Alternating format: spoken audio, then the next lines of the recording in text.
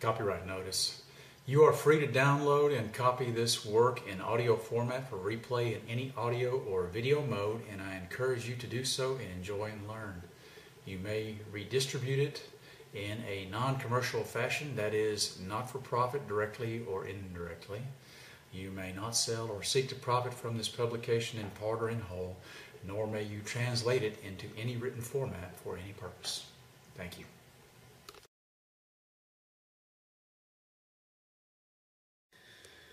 Chapter 11, Survive, Escape, Evade. The tall grass slowed their movements as the men ran at the double behind their leader, Staff Sergeant Phelps. Body armor bouncing against their backs, they quickly made the tree line, fortunate they were not being followed. Quickly, they got out of sight while they planned their next move.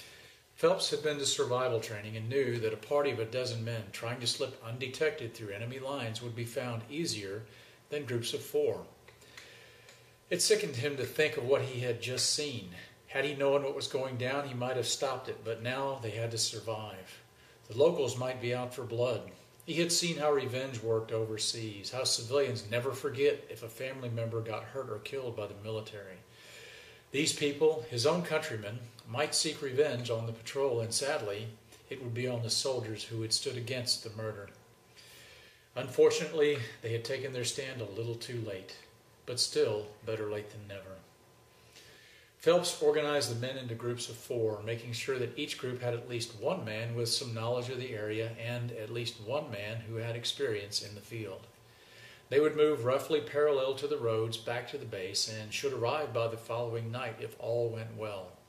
They had no map or GPS. All of those were in the vehicles, an oversight on their part, but the base was easy enough to find.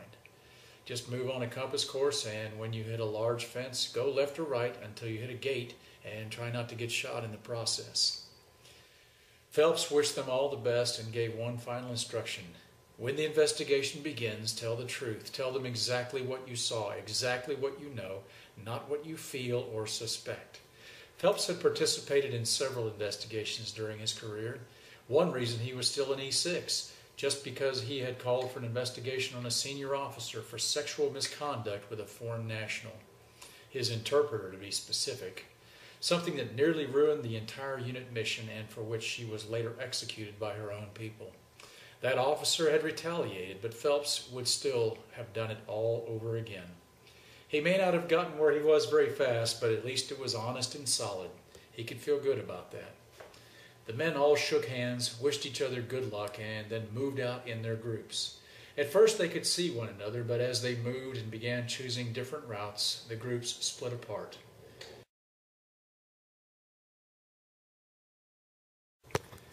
Heroes. A gentle wind blew last night's snow from the treetops. The air was crisp and clear, the sun shining brightly.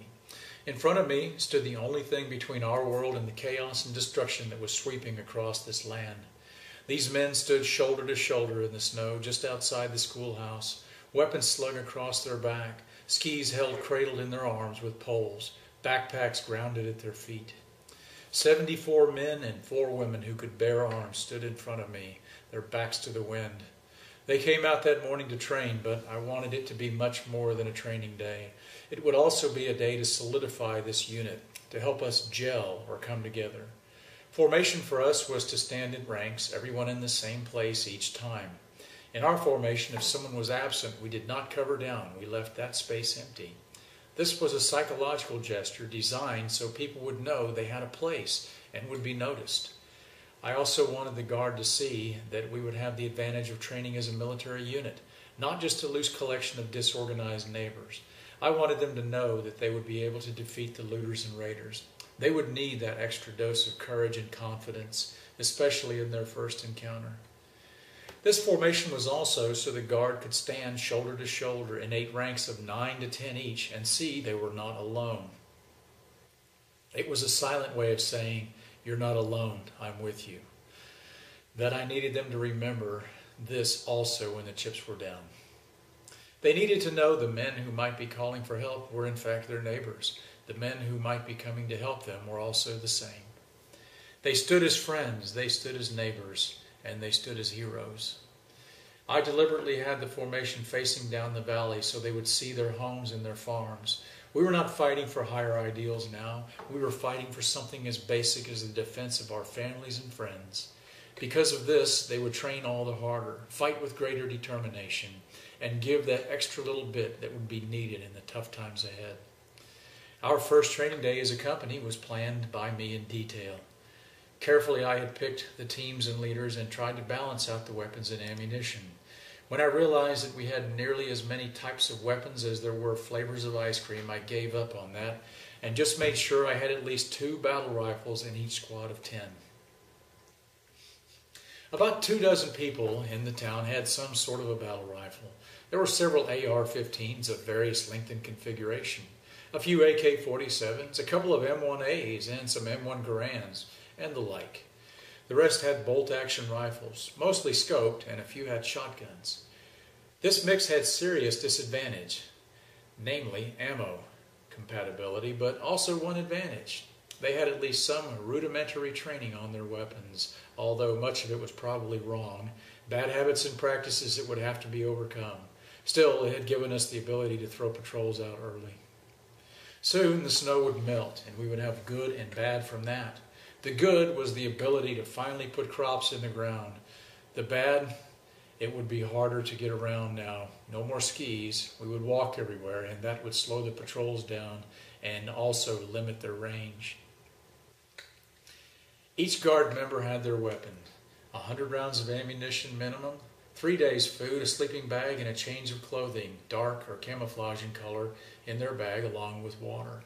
We were all from Norse descendants, and as such we seemed to like the cold a bit. Jacqueline did not, however. Being from Central America, she preferred we lived someplace about 1,000 miles to the south. I noticed she had gone back inside.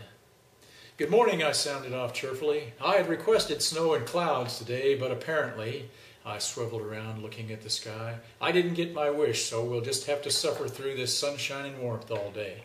There were some chuckles. I stood before them in my battle gear, chest rig, AR carbine slung in front of me, pistol, and an old uniform. I had my first sergeant rank on, as well as my qualification badges, patches, and other items. I was not trying to show off. Rather, I was showing them that their instructor, their leader, was a professional soldier, a warrior, one who knew what he would be teaching. I frankly couldn't wait to get back out of this uniform, to hand over the leadership responsibilities to someone else. It all seemed awkward and pretentious to me at the moment. I spelled out the day's training, the things we would work on, and a sort of timeline which was also written on the blackboard inside. The School and City Hall building was where we would do some classroom training today on small unit tactics, followed by rock drills in the gymnasium. In a rock drill, you took a rock or a coin or something to represent yourself and moved yourself in battle formation with your friends in a little sandbox.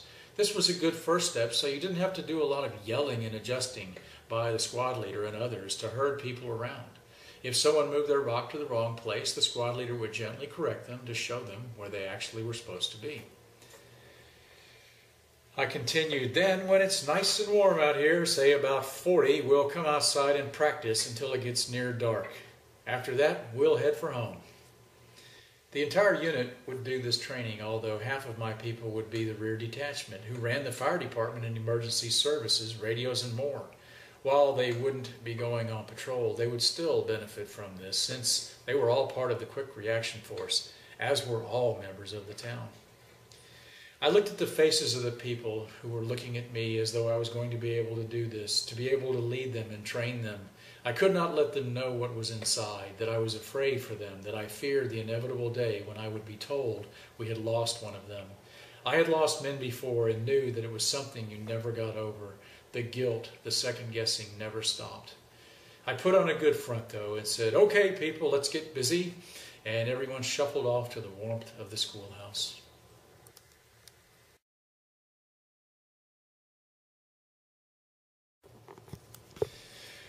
Captured.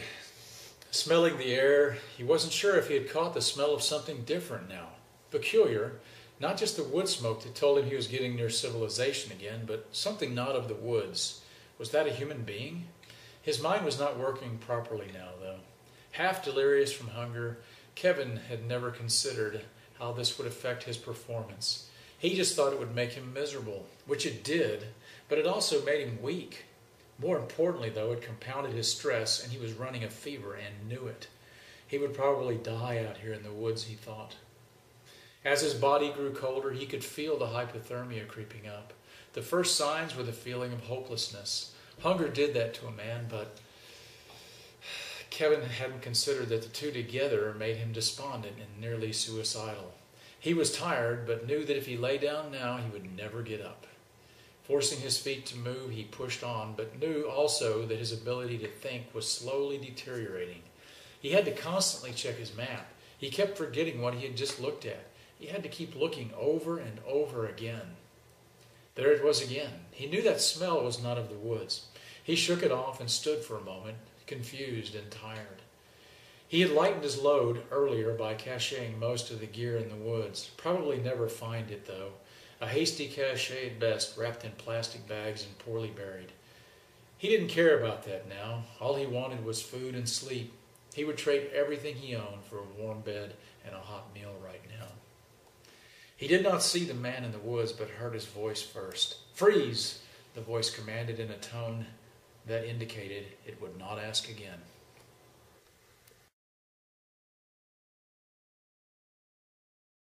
Barbarians. Mike mused he and his men were the new barbarians, only better armed and organized. Mike had the men holed up, and they fanned out into a loose perimeter, shut down their machines, and took their weapons out of the scabbards. He went ahead to see if the tracks, in fact, led to the silo up ahead. They did. He scanned the farmhouse carefully and the area around, taking in all the details. Moving his machine just inside the tree line, and slowly, he looked at the farm from all angles.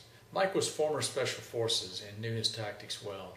He also knew the farm, like most others, would probably have fuel and possibly food in the silos. The Fallen needed both and also a place to live, but this one was a bit small for the over 100 members and their families. Mike was looking to see what kind of security they had out, and eventually he saw one man come out of the house and walk around perfunctorily, scanning the area with a pair of binos, but not very carefully. He was obviously just checking the block, just performing a duty he had been assigned to do and was not interested in. This told Mike a lot. It told him that these men were more of the half-organized looters and marauders that the Fallen were competing with for the limited resources now. This made them a high-value target to the Fallen, who would eliminate them not only for their supplies they had on hand, but also to prevent future competition. Little different from the drug trade they had been in until recently, little different from how any tribes competed in civilizations past. Mike took out pencil and paper and drew a field sketch of the farmhouse and the layout, noted the location of his paper map, and then took some pictures and film with his camera. A fairly thorough recon of the objective without having to go in too close. These people had no idea what was coming next. If they knew, they would dig a hole and pull it in behind them. Mike rode back to the rest of his team. They had operated together for several years now, except for Dirty, the newest of the club, a recent patch holder who had held up his end well. In the Fallen, you didn't get invited unless someone was willing to speak for you, would rep for you. Big Mike had repped for Dirty. He was a good bro. He wouldn't fade out when things got nasty. Wordlessly, they started their machines and followed Mike as he rode past and gave them a nod and thumbs up. It was solid. They had found their quarry, and the Prez would be happy. The President had been going buggy lately, and everybody was. The clubhouse and farm were way too tight, and people were getting on each other's nerves. They needed a bigger place, and this one would help. The Prez had explained why he wanted them all close in, for security, and that meant they had to suck it up and soldier on. The Fallen had made a fortune on the meth trade, running much of it into Canada. They had a real system, too. They had labs all over rural Maine and would ship it across the border to their members in Canada, mostly Quebec. Sometimes they would drive it over the border through the crossing when they knew who was on shift, someone they controlled and paid. Other times, though, the Prez insisted they go over the river with it. At times he seemed paranoid, but other times he seemed like a genius. In either event, the Fallen MC quickly became one of the biggest and wealthiest in the Northeast. Meth was easier than heroin, more profitable, and a heck of a lot more addictive. The money from this went by percentages. Each member got a percentage off each successful run. That kept everybody motivated and working hard. The club got their biggest percentage, though, which went back into making the operation bigger and more efficient and, most of all, more secure. Security also meant the ability to go to war, total war. Although bikers had the appearance of being sloppy and disorganized, their president knew that this could not be allowed in his club. Members were held to a strict code of conduct, which meant no drugs, absolute obedience to club rules and to the chain of command. It also meant you never refused a mission and you never quit once you started. Earlier, they had gone to war with the Crips, a notorious gang with a worldwide rep. Nobody had taken on the Crips before and survived, but the Fallen did just that in Maine and wiped them out within 30 days. The Crips had no idea what had hit them. Danny was a combat veteran and an expert at tactics, and he recruited a lot of former military, including Big Mike, who was the warlord now. Unlike their competitors who armed themselves with a lot of civilian weapons, Danny didn't mess around. He armed the Fallen with high-quality military weapons, including a 240 Bravo machine gun and an old M60, as well as modern battle rifles, all equipped with the latest night observation devices. More than just high-quality weapons, though, they had trained on them to be expert. Hundreds of thousands of rounds were fired, and there were club shooting competitions weekly. A unique feature to earning your patch in the Fallen was to display expert proficiency with your weapon, as well as to show yourself absolutely obedient, absolutely loyal, and absolutely ruthless. This was not just performed in a single act or event, but had to be displayed consistently for a period of an entire year while a candidate tried out. Less than half made it. The Fallen not only trained as individuals with weapons, but also in groups on SUT, or small unit tactics. Drive-by shootings were for thugs and punks and street terrorists anyway. The Fallen were instead like a military unit with state-of-the-art firepower, night vision goggles, and were trained to fight as a unit, day or night. Their enemies never knew what hit them. A series of lightning raids, expertly planned and conducted, had taken down their opponents in less than a month. Their tactics were brutal and ruthless. They knew that fear works, and absolute fear works absolutely. They had therefore killed every one of the Crips, even when they had tried to come to the peace table. To Danny, there was only one kind of war, total war, for there was no other way to win.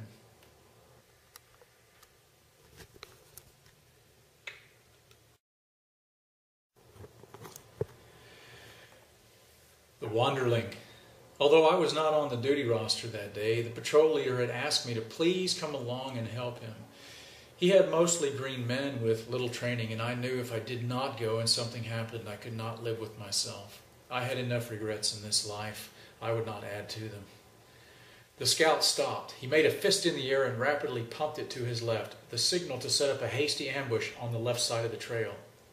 He had seen something that was close, and he was commanding the patrol into the wood line. The patrol leader made a slight curving with his hand, pointing in the same direction, which meant the patrol should go to ground when they got into ambush position. The signal for ambush would come from him, and would be him firing his weapon rapidly. Normally, in an ambush, you initiate with the machine gun, but we had none. You also fired your claymore mines, but we had none of those either. We lay prone behind trees on top of our skis, weapons pointing toward the trail, except the men assigned to cover flank, and the one man covering rear, who had skied out about 50 feet behind us. We had our radios on, and everybody turned theirs down very low and listened for instructions.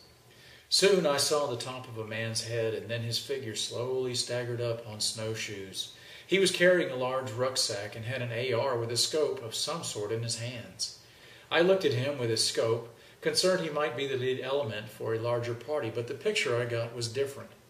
I saw a man that looked gaunt and tired and a little disoriented. He seemed to stagger along under the heavy load of his rucksack. He stopped for a minute and sniffed the air. We had set in a hasty ambush, and although the right side of the trail was the higher ground and gave us a slight advantage, it was also upwind, and now the man could smell us. Probably someone had used a scented soap or shampoo. I should have thought of that. We used to smoke our clothes up by a fire before we hit the woods and the lerps, bathed without soap for several days, and in certain operational environments we also ate what the locals ate, so our body odor would not be noticeably different. I had forgotten all of these things, and only now did I remember. Still, there had been so many things to pass on. I had forgotten this one as well. The man did not have the look of a raider. For one thing, he was alone and was not looking back behind him. He had a radio, but was not talking on it, even though he obviously had smelled us. My ancestors called such a man a wanderling, a good omen perhaps. In either event, he was clearly no threat, although the carbine in his hands was not for decoration, that much I could tell. Nonetheless, we were using good concealment and camouflage. The man continued to move, but stopped again, sniffing the air, and then moved forward as he passed me. I made a decision. I gestured for the members nearest me by waving my hand in front of my face, meaning to stand down. They passed the hand and arm signal down the line. I then called out to the man, "Freeze!" He did so and was wobbling a bit. He also had his hands out to his side. I stayed in cover and ordered him to turn. As he did so, he collapsed. At first, I thought he was taking cover to shoot at us, but then saw by the way he lay that he had probably just passed out. I got up and skied over to him, pointing down the trail for the patrol to keep watch. I checked his pulse and noticed he was burning up with fever. Our patrols always took one EMT, and he came over to help now with the patient, while the rest of the patrol set up a perimeter around us. The squad leader was really doing a great job today. Using the radios, we called up a medical evacuation, which would be either a snowmobile or a four-wheeler. The doc gave me the thumbs up. The man would live. We would figure out his story later. I took his weapon just to be safe.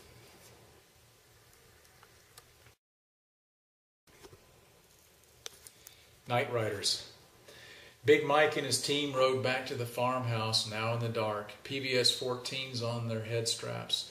Just outside of rifle range, they stopped before calling in that they would be approaching and giving the azimuth direction they were coming from and how many would be coming. The secure scrambled military handset radios were yet another of the club's evidences that they did not half-step on anything ever, an advantage of having a large budget. Mike liked the fallen. It reminded him of being in group, except there you got medals. Here you might get prison, but at least the money was really good and the comradeship was as well.